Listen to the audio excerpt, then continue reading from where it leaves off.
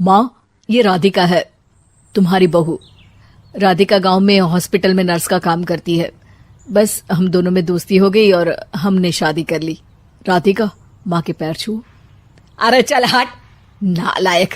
अरे मैंने क्या क्या सपने देखे थे कि तेरी शादी किसी अमीर घर में करूंगी और दहेज में लाखों रुपए लूंगी, और तू गांव की इस मामूली लड़की को मेरी बहू बनाकर ले आया। लेकिन बेटे की जिद के आगे सुनीता देवी मजबूर हो जाती है। राधिका सुनीता देवी को फूटी आंख भी नहीं भाती थी। तुम चिंता मत करो भाग्यवान, हम दोनों मिलकर अपनी बहू को इतना सताएंगे कि वो हमसे तंग आकर ये घर छोड़कर चली जाएगी। फिर हम अपने बेटे की शादी किसी बड़े सेठ की बेटी से कर देंगे, ठीक है? अगले दिन सुनीता देवी अपने बेटे का कमरा साफ कर रही होती है। तभी बहू के सामान में उसे एक बड़ी बड़ी मूंछों वाले आदमी की तस्वीर दिखाई देती है और उसके कंधे पर एक बड़ी सी बंदूक टंगी होती है। तस्वीर के नीचे लिखा होता है डाकू मंगल सिंह। ये किसकी तस्वीर है बहू? ये मेरे पिताजी की तस्वीर है। बस फिर क्या था। ये सुनते ही सुनीता देवी के हाथ पैर कांपने लगते हैं। वो भागती हुई सीधा अपने पति के कमरे में जाती है। अरे गजब हो गया जी, गजब। अरे क्या हो गया भाग्यवान? हमारी बहू एक मशहूर डाकू मंगल सिंह की बेटी है। हे भगवान, अब क्या होगा? क्या कहा? डाकू मंगल सिंह? अरे मर गए रे। सुना है वो तो बड़ा ही खतरनाक डाकू है, मारता ज्यादा है गिनता कम है। लोग तो लोग पुलिस वाले भी उसके नाम से कांपते हैं। अरे सुना है वो तो हर हफ्ते 2-4 लोगों का ऊपर का टिकट कटवा ही देता है। हे भगवान, अब हम क्या करेंगे? ये हमारे नालायक बेटे ने कैसी मुसीबत हमारे गले बांध दी। हाँ वो तो है, अगर हमने बहू को जरा भी तकलीफ दी तो उसका बाप मंगल सिंह हमें गोली से उड़ा देगा। अब जो मैं कहता हूँ उसे ध्यान से सुनो। तुम बहू से बिल्कुल घर के काम मत करवाना, और ध्यान रहे उसे किसी प्रकार की तकलीफ नहीं होनी चाहिए, समझ गई ना? और ऐसा ही होता है। अगले दिन सुनीता देवी रसोई में खाना बना रही होती है कि तभी, ये क्या माँ जी, मेरे रहते आप खाना बना रही हैं? चलिए हटिए, मैं खाना बना देती हूँ। अरे नहीं नहीं बहू, तू यहाँ क्यों आ गई? जा, तू अपने कमरे में जाकर आराम कर, मैं खाना बना लूंगी। सुनीता देवी जिद करके राधिका को भेज देती है। फिर एक दिन, अरे फर्श पर कितनी धूल जमी है, माँ जी देखेंगी तो नाराज हो जाएंगी, मैं अभी यहाँ पोछा लगा देती हूँ।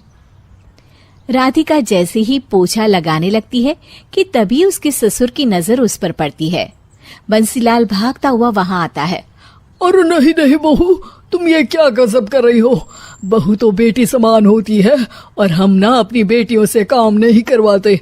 तुम आराम से बैठकर यूट्यूब पर किड लॉजिक चैनल की सास बहू की कहानियां देखो। वो लोग ना बहुत अच्छी अच्छी कहानियां बनाते हैं। सच? आप देखते हैं? अरे मैं तो रोज देखता हूँ। शहर की बहू तो मेरी फेवरेट कहानी है। हाँ, ये कहकर बंसीलाल पोछा लगाने लगता है। इस तरह राधिका के सास ससुर सारा दिन उसकी खुशामद में लगे रहते हैं और उसे किसी महारानी की तरह रखते थे। कैसा लगा बहू?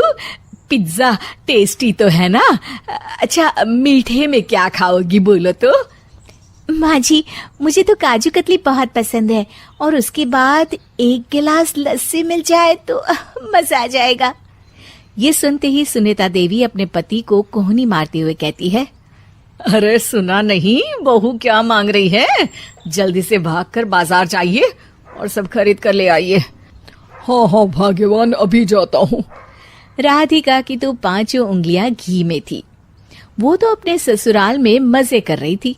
दूसरी तरफ राधिका की सास उसके लिए कभी नई साड़ी खरीद लाती तो कभी उसके लिए नए गहने बनवा देती। फिर एक दिन डाकू मंगल सिंह अपनी बेटी राधिका से मिलने अपने आदमियों के साथ आता है। उन सबको देखते ही राधिका के सास ससुर डर के मारे कांपने लगते हैं। मर गया रे। डाकू मंगल सिंह तो सच में कितना डरावना दिखता है, ऊपर से इतनी बड़ी बंदूक लेकर घूमता है। कैसे हैं समधी जी? क्या हुआ? आप इतना घबरा क्यों रहे हैं? और आपको इतना पसीना क्यों आ रहा है? आपकी तबीयत तो ठीक है ना? जी अभी तक तो ठीक है, पर लगता है बहुत जल्द खराब होने वाली है। क्या कहा आपने? जी कुछ नहीं, बताइए बताइए कैसे आना हुआ। दरअसल आज आपके शहर में हमारी नाटंकी मंडली का प्रोग्राम है, तो इसी बहाने सोचा बेटी का ससुराल भी देखता चलूं।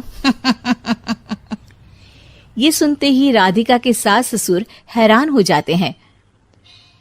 क्या कहा? आप नौटंकी में काम करते हैं? हाँ माँ जी, पिताजी डाकू की एक्टिंग बहुत अच्छी करते हैं, उन्हें तो कई अवार्ड भी मिल चुके हैं।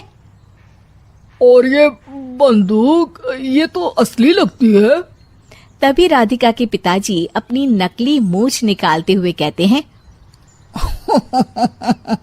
इस मूंछ की तरह यह बंदूक भी नकली है। ये तो छर्रे वाली बंदूक है, इससे तो मैंने आज तक चिड़िया भी नहीं मारी।